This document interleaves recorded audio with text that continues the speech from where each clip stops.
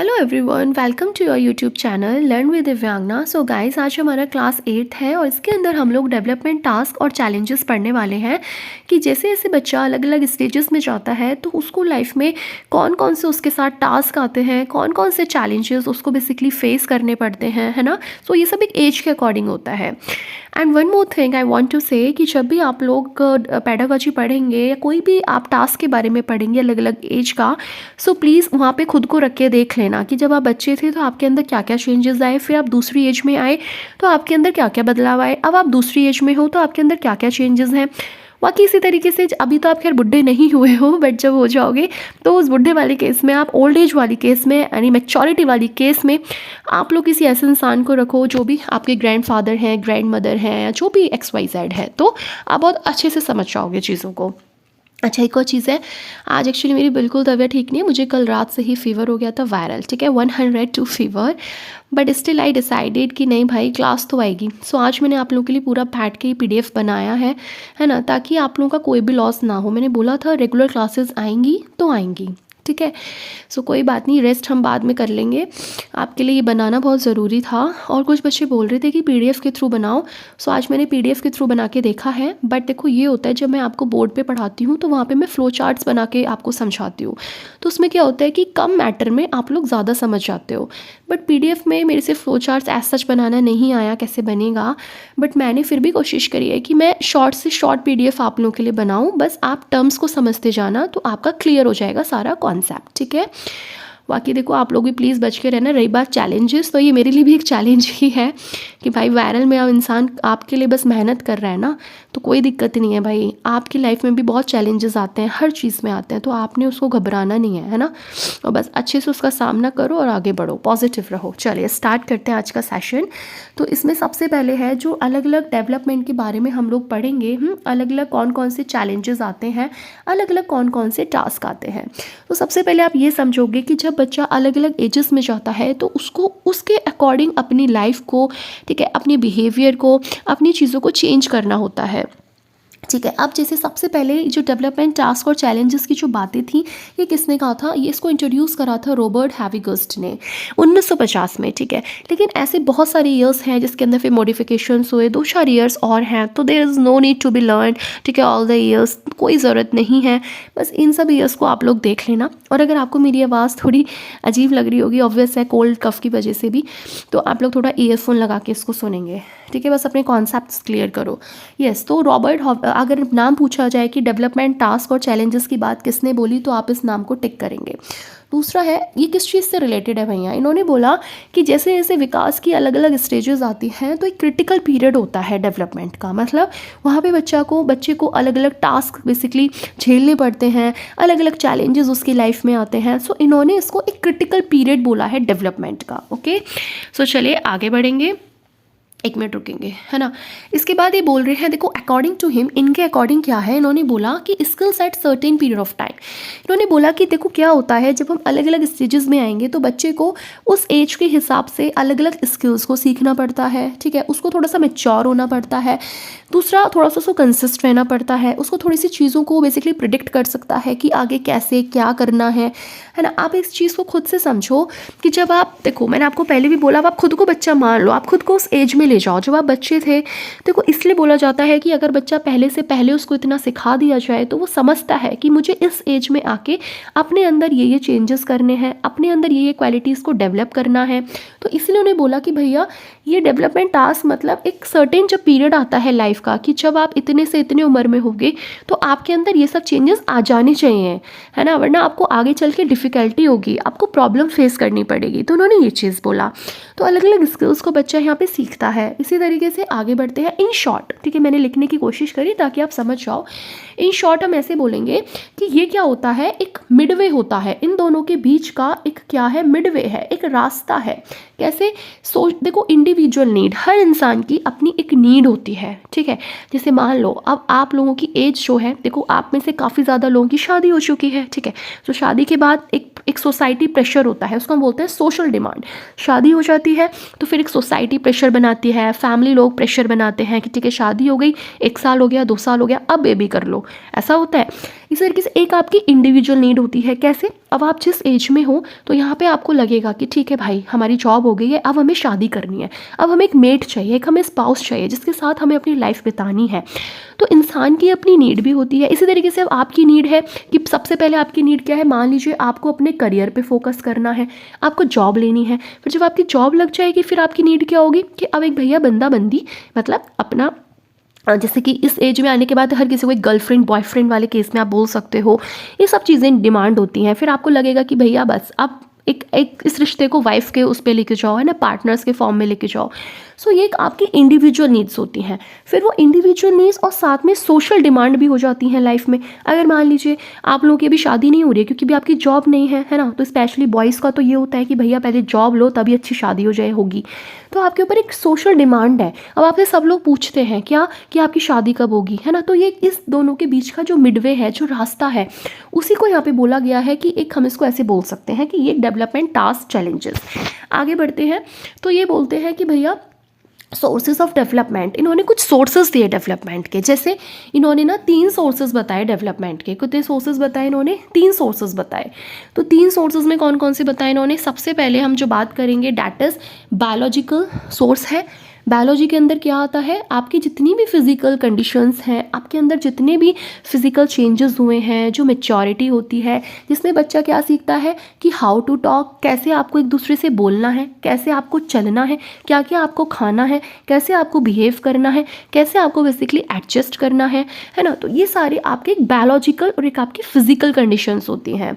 इसी तरीके से दूसरा होता है आप लोगों का डैट इज कॉग्निटिव या फिर साइकोलॉजिकल।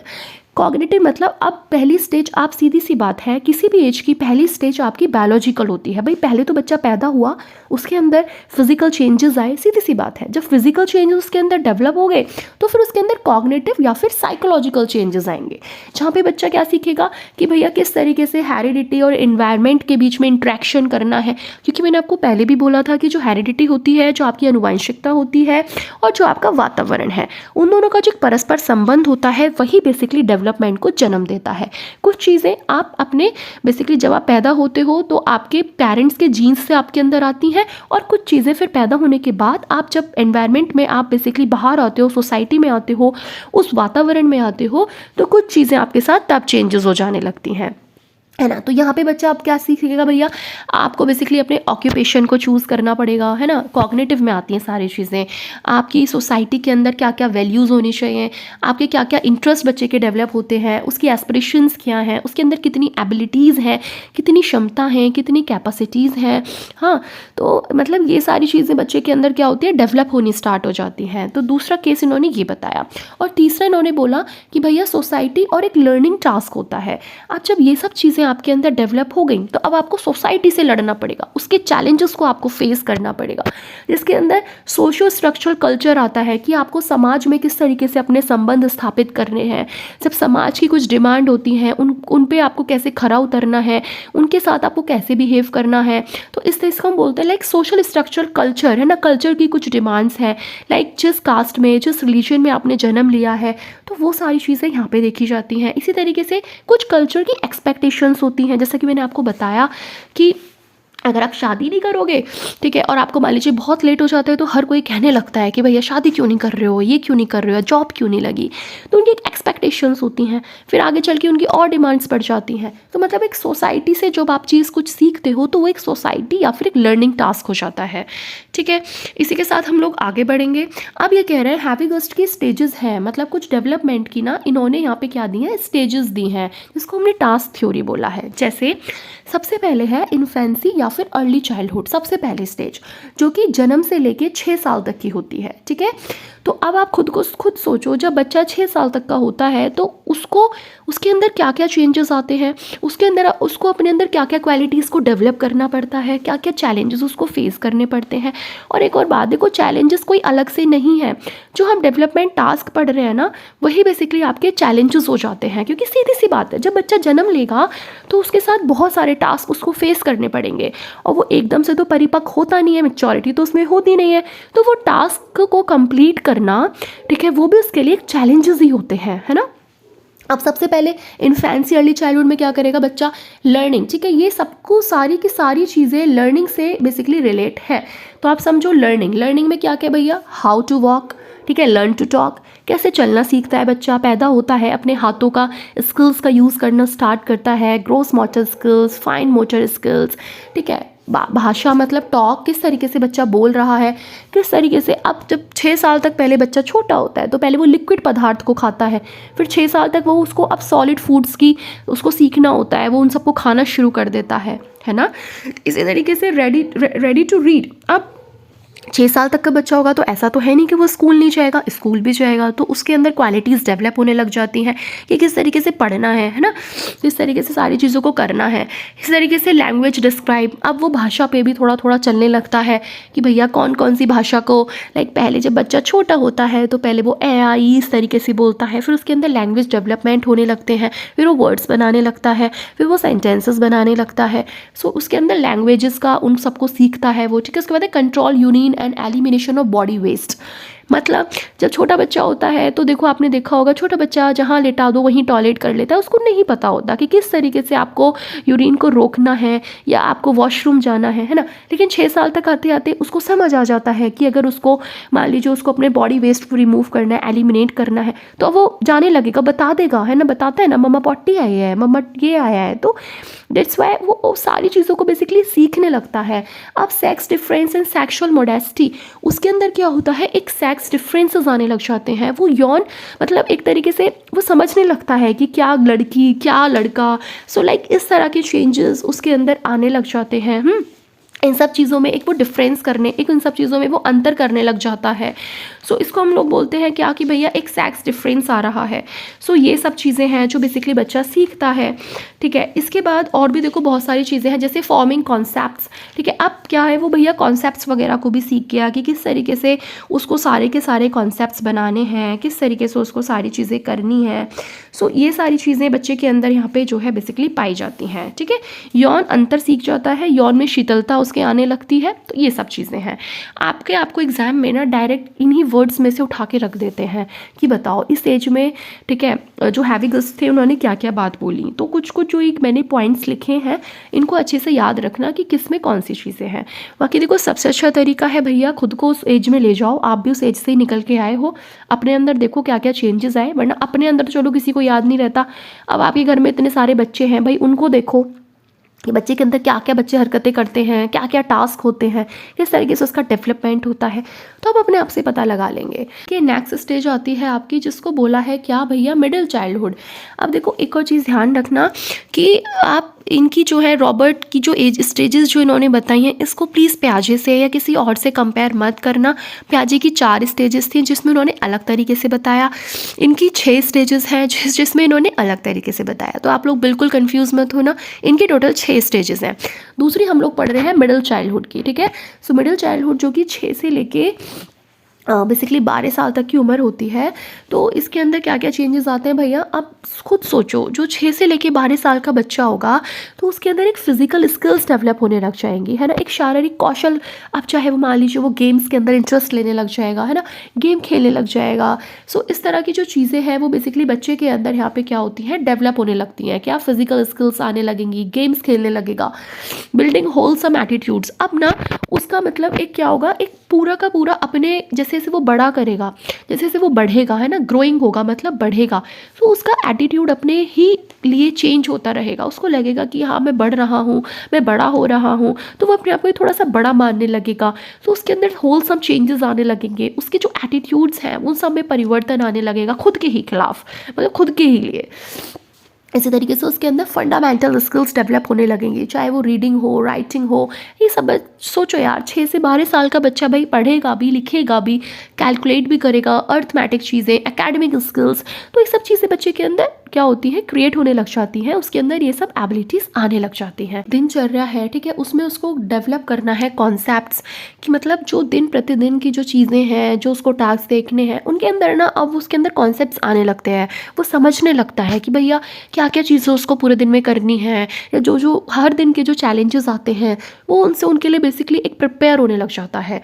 उसके अंदर क्या होता है, एक गुड एटीट्यूड उसके अंदर बन जाता है, चीज़ों को लेके एक समझ बन जाती है। जब 6 से 12 साल का बच्चा होता है, मैस्कुलिन एंड फेमिनिन रोल उसको पता होता है कि एक मतलब एक जो मर्द है या फिर जो स्त्रियां हैं उनका रोल क्या है समाज में, है ना। अब बच्चा बच्चा छोटा होता है तो अब देखो जब जो मान लीजिए इस एज से जो पहले वाली एज मैंने आपको बताई 0 से 6 साल की, वहाँ पे क्या करते हो भाई, आप छोटे छोटे बच्चों को लड़की बना देते हो, है ना। आपने देखा होगा जो लड़का होता है उसको आप लड़की भी बना देते हो, है ना, ऐसे ऐसे फ़न के लिए कि बिंदी लगा दी, लिपस्टिक लगा दी, साड़ी पहना देते हो, चुन्नी पहना देते हो। वहाँ पे उसको इतना पता नहीं है कि भैया मैस्कुलिन रोल क्या है, फेमिनिन रोल्स क्या है, स्त्री और मर्द के बीच में क्या बेसिकली है चीज़ें। लेकिन जब वो 6 से 12 में आ जाएगा तब आप उसके लिपस्टिक और ये लगा के दिखा दो, है ना, सीधा बोलेगा कि क्या मैं क्या लड़की हूँ क्या, ऐसा क्यों कर रहे हो, है ना, तो वो नहीं करेगा। तो उसको अपने रोल सोसाइटी में समाज में उसको पता चल जाने लगता है।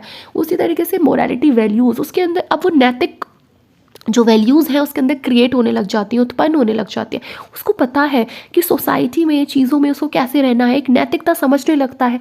आपने देखा होगा बच्चा सुबह उठेगा, गुड मॉर्निंग विश करेगा, पैर छुएगा मम्मी पापा के, इस तरीके से, है ना, ग्रीटिंग करेगा। सो दैट्स वाई उसको पता है कि उसकी मोरल वैल्यूज सोसाइटी में समाज में क्या है। इस तरीके से अचीविंग पर्सनल इंडिपेंडेंस, ठीक है। अब थोड़ा सा उसको लगेगा कि यार मुझे ना थोड़ी सी आज़ादी चाहिए, है ना, उसको लगेगा कि यार मुझे ना इंडिपेंडेंट, अब वो सोचेगा कि यार लाइक बच्चे में हो जाता है ना कि यार एक अपना एक सेपरेट रूम दे दो, या थोड़ा सा एक इंडिपेंडेंस वाली जो चीज़ें हैं वो धीरे धीरे उसके अंदर आने लगती हैं। सोशल ग्रुप एंड इंस्टीट्यूशंस, मतलब समाज में किस तरीके से उसको अपनी चीज़ों को करना है ना, सामाजिक तौर पे उसको कैसे रहना है, तो ये सब चीज़ उसके अंदर डेवलप होने लगती है। इस तरीके से कुछ मतलब मान लीजिए कुछ ऐसी मोरालिटी है, मतलब नैतिकता, ठीक है, डेवलप मोरालिटी को यहाँ पे बोला है। तो उसके अंदर सॉरी, है ना, तो एक्चुअली ज़्यादा ही हालत ख़राब ना, बोला नहीं जा रहा, बट कोई बात नहीं। तो ये सब चीज़ें उसके अंदर ना डेवलप होने लग जाती हैं, है ना, वैल्यूज़ वगैरह उसके अंदर आने लगती हैं। लर्निंग अलॉन्ग एज मेट्स, अब वो बेसिकली यहाँ पे सीखने लगता है कि उसको जो अपनी साथ के जो एज मेट्स, मतलब जो अपनी साथ के जो अपनी उम्र के बच्चे हैं उनको उनके साथ कैसे रहना है, कैसे खेलना है, हाँ। सो ये सारी चीज़ें बच्चा सीखने लग जाता है, वो एक ग्रुप बनाना शुरू कर देता है समाज में, सोसाइटी में, ठीक है। So, ये सब चीज़ें उसके अंदर बेसिकली ये सब चीज़ें वो सीखने लगता है। आप खुद सोचो यार, 6 से 12 और भी चीज़ें हो सकती हैं, आप अपने हिसाब से सोच सकते हो किसी 6 से 12 साल के बच्चे को देख के कि उसके अंदर क्या क्या बेसिकली चेंजेस आ रहे हैं। नेक्स्ट स्टेज में आते हैं जो कि है एडोलोसेंस, मतलब ये आपकी जो एज होती है ये 13 से लेकर 18, और इसको हम आंधी तूफान वाली उम्र बोलते हैं, है ना। आपने पढ़ा होगा, स्टैनले हॉल ने इसको बोला। सो ये वाली जो एज होती है ना बहुत ज़्यादा इंपॉर्टेंट होती है। और आप खुद सोचो जब आप 13 से 8 साल की उम्र में थे तो बॉयज़ आप अपना सोचो कि आपके अंदर क्या क्या चेंजेस आए थे, गर्ल्स आप अपना सोचो क्या क्या चेंजेस आते हैं, तो आप चीज़ों को समझ जाओगे। अब जैसे सबसे पहले क्या था भाई, इससे पहले बच्चा इतना मैच्योर नहीं होता अपने रिलेशनशिप में, है ना, उसके लिए सब एक खेल होता है, उसकी आज कोई फ्रेंड हो गई, कल कोई हो गई, उसको नहीं फ़र्क पड़ता।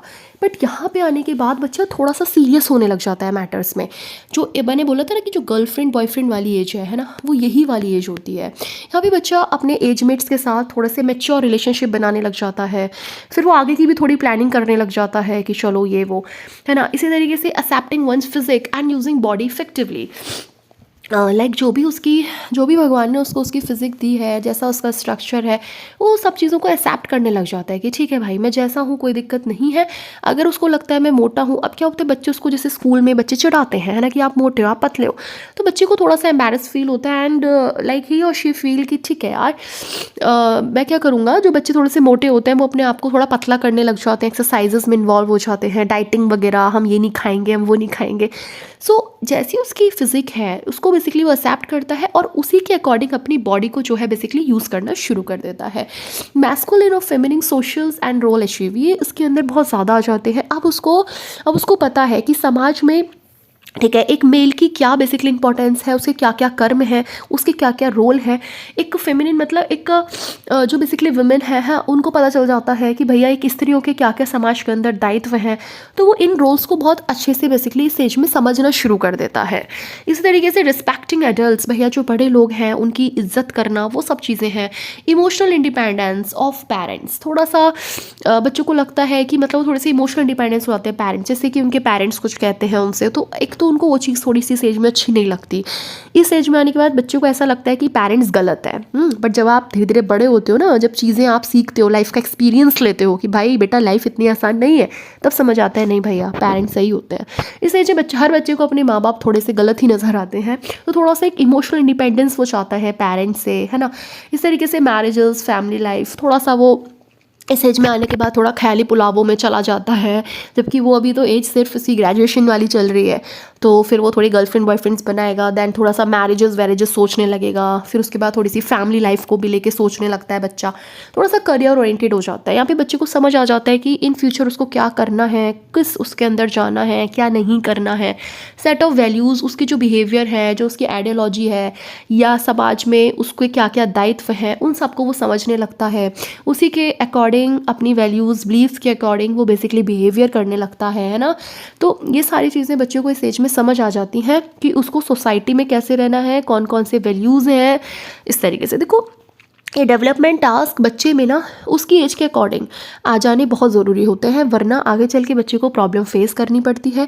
मान लीजिए आप लोगों ने देखा होगा कि कुछ कुछ ऐसे एग्जांपल्स होते हैं कि बच्चा जो होता है, कोई कोई बच्चे बहुत लेट चलने लगते हैं, बहुत लेट बोलते हैं, तो माँ बाप बड़े ना, मतलब एक थोड़े से माँ बाप भी थोड़ा सा डिलेमा में आ जाते हैं, थोड़ा सा थोड़ा सा प्रॉब्लम में आ जाते हैं कि यार मतलब मेरा बेटा या बेटी बहुत लेट बोल रहा है या चले नहीं पा रहा। तो इसीलिए कहते हैं कि ये जो टास्क बच्चे को सीखने हैं, वो अगर उसके उसी सही एज में आ जाए तो वो उसके लिए ईजियर होता है आगे के चैलेंजेस को एक्सेप्ट करने के लिए, उनको बेसिकली फुलफिल करने के लिए।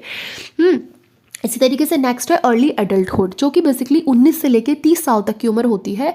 इसमें क्या होता है, बच्चा अब जब 19 से 30 में आ जाएगा, है ना, और आप लोग कौन सी एज में चल रहे हो, आप लोग इसी एज में होंगे। कुछ इससे ऊपर होंगे जिनकी शादी ब्याह हो चुकी है, मतलब शादी वगैरह हो गई है, और कुछ जो होंगे वो 19 to 30 मोस्टली यही होंगे, है ना, जो बेसिकली अभी अपने करियर को लेके परेशान है, KVS का पेपर निकालना है एंड ऑल। सो अब इससे बच्चा क्या करता है, एक मेट, सेलेक्टिंग मेट, मतलब एक मेट सेलेक्ट कर लेता है, एक स्पाउस सेलेक्ट कर लेता है कि ठीक है भाई पढ़ाई भी चलती रहेगी और साथ में हमें जिससे शादी करनी है वो भी हम सेलेक्ट कर लेते हैं पहले। तो थोड़ा सा इस एज में आने के बाद बच्चे, अब मान लीजिए आपकी जॉब लग जाएगी तो आप क्या करोगे, फिर एक मेट को सेलेक्ट करोगे, शादी के साथ शादी करोगे, achieving masculine feminine social role. अब आपको इस एज में तो बहुत ज़्यादा अच्छे से समझ आ जाता है कि एक नागरिक, मतलब एक नागरिक होने के नाते, ठीक है, भारतीय नागरिक या फिर बेसिकली एक जो मेल्स हैं उनका रोल क्या है सोसाइटी में, उनको कैसे रहना है। इस तरीके से जो वुमेन हैं उनको अपने रोल समझ आ जाते हैं कि स्त्रियों के लिए क्या क्या रोल्स हैं, किस तरीके से उनको फुलफिल करना है। लिव विद मैरिज पार्टनर, आप लोग इस एज में आने के बाद आपकी सही इसी एज में आप लोग की शादी वगैरह हो जाती हैं, तो फिर आप एक अपने पार्टनर के साथ रहना स्टार्ट कर देते हो, आपकी एक फैमिली बन जाती है। आप बच्चों का रियरिंग चिल्ड्रन मतलब होता है बच्चों का, आपके बच्चे होते हैं, देन आप उनका पालन पोषण में लग जाते हो, मैनेजिंग होम, फिर एक आपके एक परिवार बन जाता है, उसको आप मैनेज करना, ये करना वो करना, एक ऑक्यूपेशन स्टार्ट। हालांकि आपकी जॉब पहले ही हो जाती है तब आप शादी करते हो, बट एक होता है ना कि इंसान सिर्फ जॉब होगी तो ज़िंदगी भर उस पर आजकल नहीं रहता, फिर भी वो सोचता है कि एक अपना ऑक्यूपेशन ऐसा शुरू करो, कोई बिजनेस करो और आगे बढ़ो लाइफ में, ये सब चीज़ें रहती हैं। सिविक रिस्पॉन्सिबिलिटी, एक नागरिक होने के नाते आपकी क्या क्या कर्तव्य हैं वो सब आपके अंदर आ जाने लगते हैं। सोशल ग्रुप, सामाजिक तौर पे आपके क्या क्या कर्तव्य हैं, दायित्व हैं, तो ये सब चीज़ें अब आप उनको शुरू कर देते हो कि ठीक है भैया, क्योंकि शादी होगी, बच्चे हो गए, यहीं तक लाइफ सीमित नहीं होती, आगे फिर आपको सोसाइटी के साथ भी अपना तालमेल बना के चलना होता है ना। सो ये सारी जितनी भी चीज़ें होती हैं ये आप बेसिकली अर्ली चाइल्डहुड में आ जाती हैं। उसके बाद जब बच्चा मिडिल एज में जाता है, यानी कि 30 से लेके 60 साल, अब आप खुद सोचो, जो लोग 30 से 60 के हैं वो अब खुद इस चीज़ को देख सकते हैं, खुद इन फैक्टर्स को निकाल सकते हो। देखो आपको पढ़ने की ज़रूरत नहीं है, आप इनके अलावा और भी फैक्टर्स निकाल सकते हो, है ना। आप खुद को सोच लो इस एज में आपके साथ क्या क्या चेंजेस, क्या क्या टास्क आपको लाइफ के फेस करने पड़ रहा है। यहाँ पे क्या करेगा भैया, इस्टेब्लिशिंग मेंटेनिंग इकोनॉमिक स्टैंडर्ड। अब थोड़ा सा एक इकोनॉमिक वे में भी बच्चे के अंदर एक स्टैंडर्ड आने लगता है, उसकी जो स्टेट ऑफ जो लिविंग होती है वो थोड़ी सी चेंज होने लगती है, वो उसको मेंटेन करना स्टार्ट कर देता है ना। आपने देखा होगा अब जब आपका घर परिवार हो जाता है तो फिर एक आप इकोनॉमिक स्टैंडर्ड बनाने लगते हो कि चलो एक कार लेनी है, एक कुछ लेना है, घर और बड़ा बनाना है, ये करना है वो करना है। इस तरीके से हेल्पिंग टीनेज चिल्ड्रन, फिर आपके क्योंकि इस एज में तो आपके बेबी हो जाते हैं, तो यहाँ पे आप अपने बच्चों को पढ़ाओगे, उनको रिस्पॉन्सिबल बनाओगे, है ना, कि किस तरीके से उनको आगे लाइफ लाइफ में रहना है, उनकी टीनेज आती है, बच्चों को शिक्षा देते हो, उनको समझाते हो, उनकी हेल्प करते हो कि किस तरीके से वो एक हैप्पी एडल्ट्स बन सकते हैं, है ना। आप अपने बच्चों को अलग अलग चैलेंजेस के बारे में पहले ही समझा देते हो कि बेटा ये ऐसे ऐसे, या आप बोलते हो कि कोई प्रॉब्लम आए तो हमें बताना। Achieve civic and social responsibility. अब आपके अंदर एक जो सोशल रिस्पॉन्सिबिलिटी है वो आपके अंदर कूट कूट के भर जाती है। जब आप मान लीजिए छोटे होते हैं या जिस एज में होते हैं, तब आपको समाज का इतना फ़र्क नहीं होता है ना, लाइक इतनी ज़्यादा आपके अंदर मोरालिटी भी नहीं होती है। मान लीजिए घर में मेहमान आए तो आपने पैर छुए नहीं छुए, ठीक है। किसी शादी में जाना है, आप नहीं चाहोगे, अरे हम नहीं चाह रहे, ये है वो है, ठीक है।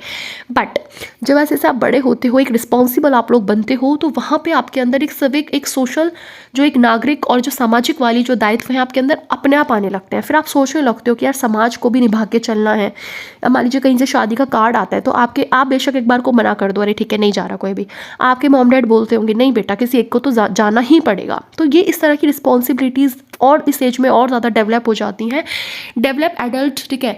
लेजर टाइम रिलेट, मतलब अब क्या होता है भैया, इसका मतलब होता है कि जो भी आपका खाली समय होता है, आपकी ऑफिस की छुट्टी हुई, आप उसको अपने बच्चों के साथ जो है बेसिकली व्यतीत करना पसंद करेंगे। हाँ, अपनी फैमिली को टाइम देना पसंद करते हैं। Relate oneself as a spouse, आप अपने आप को, मतलब आप और आपका स्पाउस जो है, आपका लाइफ पार्टनर है, ठीक है, उनको आप लोग टाइम देते हो, एक दूसरे से रिलेट करते हो खुद को। एडजस्टिंग टू एजिंग पेरेंट्स, है ना, जो आपके जो वृद्ध माता पिता होते हैं उनके साथ एक सामंजस्य, मतलब ठीक है भैया पेरेंट्स है, ओल्ड हर इंसान होता है, तो उनका आप लोग देखभाल शुरू करते हो, क्योंकि आप जब बड़े होगे, आपके बच्चे होंगे, तो भाई आपके पेरेंट्स तो बुढ़े होंगे ही होंगे, तो उसमें आप लोग उनका ध्यान रखते हो, है ना। एडजस्टिंग टू साइकोलॉजिक जो भी है आपके, एंड चेंजेस मिडल एज, जो भी आपके अंदर मान लीजिए बहुत सारी चीज़ों में बदलाव होता है, क्योंकि जो डेवलपमेंट होता है वो एक ऐसा प्रोसेस है जो वो हमेशा चलता रहेगा, और लर्निंग जो होती है वो भी हमेशा ही चलती रहती है, आप कुछ ना कुछ सीखते हो। आपके अंदर CBSE जो फैक्टर्स होते हैं, यानी कि cognitive, biological, social, emotional, moral, सब आपके चेंज होते रहते हैं समय के साथ, और उनके अंदर डेवलपमेंट, मैच्योरिटी आने लग जाती है। तो जितने भी चेंजेस होते हैं उनमें आप लोग एक एडजस्ट करना शुरू कर देते हो, आपके अंदर बहुत तरह के बदलाव होते हैं, तो ये सब आपको इस एज के अंदर मिलेगा, राइट। इसके बाद आती है लेटर मैच्योरिटी 60 एंड अबव, ठीक है, जो मोस्टली एग्जाम से पूछा जाता है, वो यहाँ तक ज़्यादा पूछा जाता है आपका एडल्टहुड तक, बट इसको भी हम लोग पढ़ेंगे। जब 60 से ऊपर अब आप चले गए तो आप लोग एक वृद्धावस्था में आ चुके हो भाई। तो इसमें क्या होता है, अब आपकी जो फिजिकल हेल्थ है उसमें गिरावट आएगी, आपकी स्ट्रेंथ में गिरावट आएगी, तो उसको आपको एडजस्ट करना सीखना है ना। जैसे आप पहले थे जवानी में, ऐसा बुढ़ापे में नहीं होते हो, आपकी हर चीज़ में गिरावट आती है, आपकी परफॉर्मेंस में, स्किल्स में, each and everything.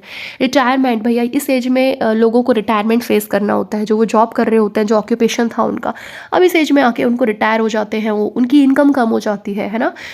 Death of spouse, भाई इस एज में आके देखो स्पाउस वगैरह जो आपके पार्टनर्स हैं उनकी डेथ हो जाती है, तो वो चीज़ आपको फेस करनी है, उससे आप लोगों को एडजस्ट करना है, कैसे आप उस केस में क्या करोगे। तो ये सब अपने आप में चैलेंजेस ही तो हैं, टास्क भी है, और जो टास्क है तो वो अपने आप में चैलेंजेस भी है भाई। अब आपके स्पाउस की डेथ होगी तो सोचो आप उसमें, ये आपके लिए चैलेंज है कि आप इन दैट केस आप किस तरीके से खुद को एडजस्ट कर पाते हो फिर, ठीक है। उसके बाद है explicit affiliation with one's age group, ठीक है।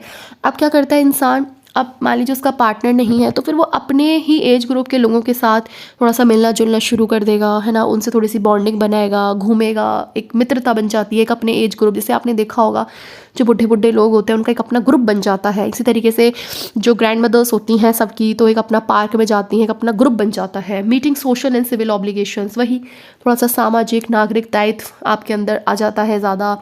Establishing satisfactory physical living arrangement, है ना, इन सब चीज़ों में आप लोग एक बेसिकली क्या है, एक संबंध बनाना शुरू कर देते हो कि किस तरीके से अब आपको रहना है। आपकी लिविंग अरेंजमेंट एकदम से चेंज हो जाती है, जैसे आप पहले होते हो ऐसे आप इस एज में नहीं होते हो। गेनिंग इमोशनल मैच्योरिटी आपके अंदर अब ज़्यादा आ जाती है।